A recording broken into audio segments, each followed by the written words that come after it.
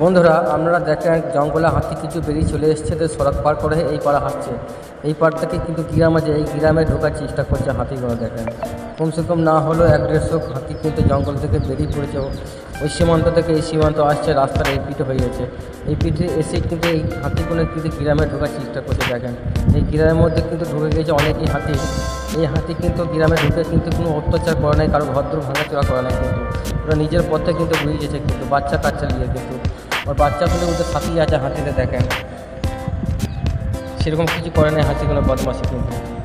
দেখেন নিজের রাস্তা থেকে বেরিয়ে যাচ্ছে হাতিগুলো, জঙ্গল থেকে বেরিয়েছে। হয়তো জঙ্গলে কোনো খাবার নাই, খাবার পায় নাই, তার জন্য হাতিগুলো কিন্তু গ্রামের মধ্যে ঢুকে পড়ছে। কিন্তু হাতিগুলো খুব শান্তশিষ্ট। একটা হাতি কিন্তু বাড়িটা বেরিয়ে পড়েছে, সে ফাঁকা।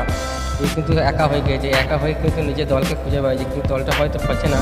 তার জন্য কিন্তু হাতিটা একটু ভড়কিয়ে আছে। দেখেন হাতিটি কিন্তু অন্য রাস্তাতে চলে যাচ্ছে, সেটা পেরিয়ে হয়তো মাঠে নেমে যাচ্ছে। হ্যাঁ, মাঠে নেমে যাচ্ছে। দেখেন মাঠে নেমে হয়তো পালিয়ে যাবে।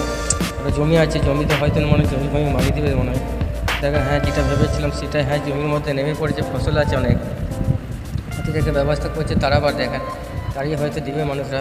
দেখেন হাতিটা একটু দৌড়চ্ছে। দেখেন ভিডিওটি যদি ভালো লাগে থেকে লাইক করে, শেয়ার করে, সাবস্ক্রাইব করে আমার চ্যানেল জুড়ে থাকবে। ধন্যবাদ, আমাদেরকে অনেক সকলকে ধন্যবাদ এই ভিডিও দেখার জন্য।